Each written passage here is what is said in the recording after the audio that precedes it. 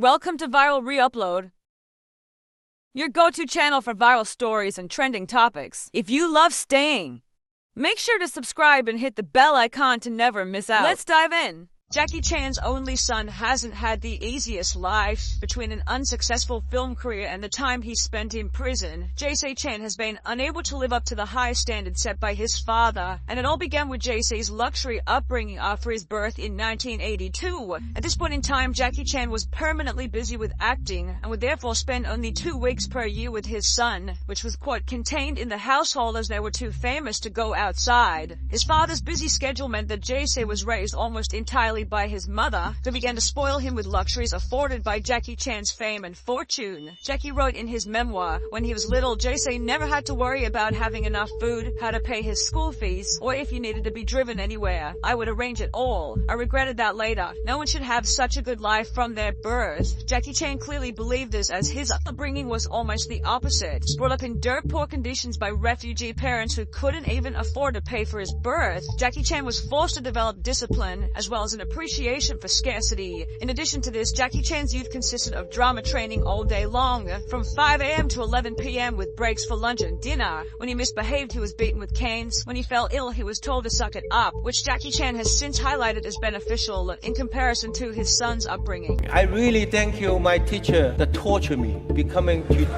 really, we never drop one rice on the table. Whenever I go back my home, I see my son's shoes, one like this, one like this. One socks, not the socks.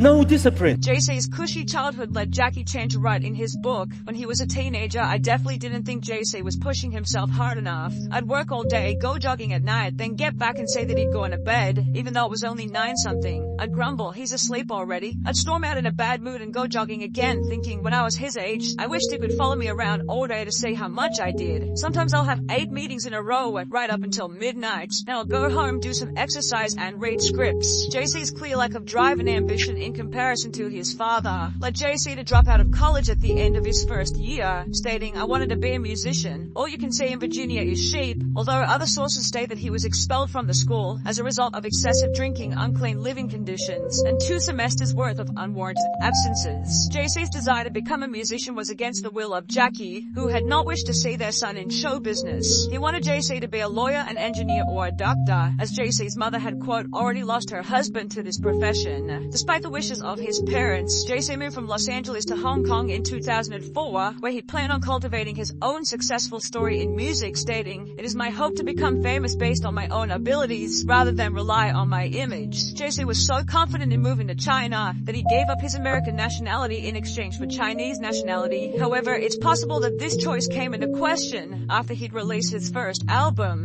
Described in reviews as being a horrid, absolute waste of money, the album, simply titled Jaycee, was a commercial failure. The reason for this, as described by Jaycee himself, was because Hong Kong is different from other places. You need to do music and movies, leading Jaycee to appear in his first film titled The Twins Effect 2, which received an IMDb rating of less than 5 out of 10 stars. And while it'd be ridiculous to expect an Avengers-level performance from Jaycee's first on-screen appearance, the movies which followed were that much better. It appeared alongside his father for Jaycee Chan's 100th movie titled 1911 Revolution, yet the collaboration resulted in Jaycee Chan's least financially successful and least positively received picture to date, grossing only $127,000 before receiving a score of 8% on Rotten Tomatoes. 1 year later, Jaycee would play the main character in a movie called Double Trouble, which also entered media headlines after grossing an even more pitiful $9,000 during its first 2 weeks, making it one of the biggest box office flops in history. To add insult to injury, Jaycee would then play the main role in a movie called Whoever, which, despite a government mandate forcing it to be played in half of the country's cinemas, failed to crack the Chinese top 10 and has received only 15 ratings on IMDb since its release in 2012. The only positive news for Jaycee seemed to have been coming from his music career, as his second studio album would top Taiwanese charts in 2010, although it seems the album hasn't achieved much long-term success, as there's not even a single online review for the music, and it took about 30 minutes of digging just to find the track list. The performance of the album was unimportant anyway, because on on the 14th of August 2014, Jaycee would find himself in a profound new media scandal, making every prior controversy seem insignificant.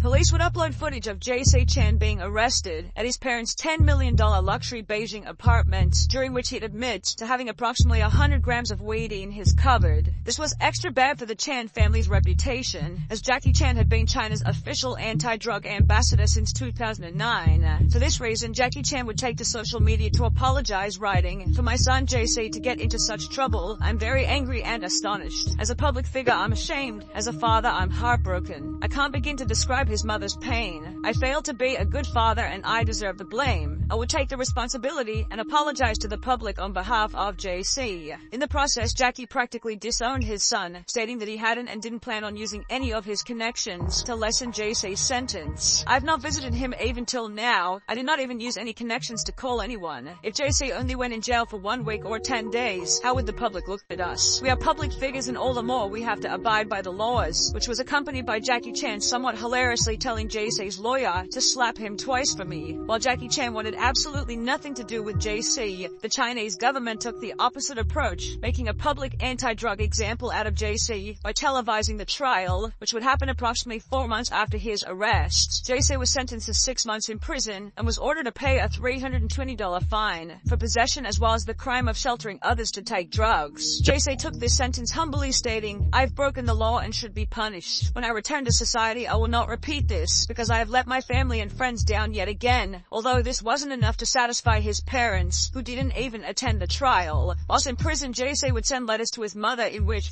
he explained that he experimented with drugs because of the bad crowd he was mixing with, and started relying on drugs to soothe himself whenever he felt upset. Jaycee also wrote about the struggles he faced growing up in a famous family, and revealed that the expectations of fame placed a lot of pressure on him. He then expressed his unhappiness with Jackie for not showing him enough concern. However, his father wasn't rushing to offer any kind of sympathy. Jackie Chan would state in an interview, "I hope to be an anti-drug ambassador for life. I even hope that after Jaycee is out, he can be an anti-drug ambassador too, telling everyone to stay away from drugs," which was followed by Jackie stating publicly that he supports the death penalty for certain serious offenses. Additionally, Jackie Chan would announce that he would donate the entirety of his reported $350 million net worth to charity and not pass it on to his son Jaycee, adding, "If he is capable, he can make his own money. If he is not, then he would just be wasting my money." The problem is Jaycee's earning capacity has been stifled pretty severely as a result of the public sentencing. For example, in the 3 years prior to his arrest, Jaycee acted in 10 different movies. However, since his imprisonment almost 10 years ago, he's appeared in only 3 films, one of which he wasn't even credited for as a result of the scandal.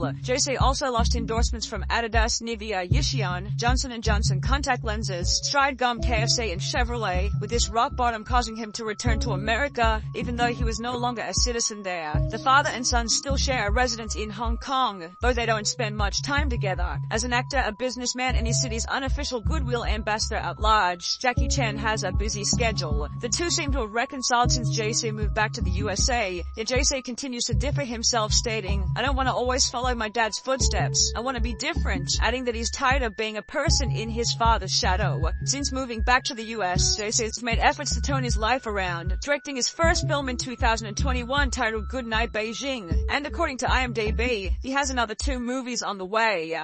Thanks for watching. Don't forget to like, comment, and subscribe for more trending stories. See you in the next video on Viral Reupload. Bye.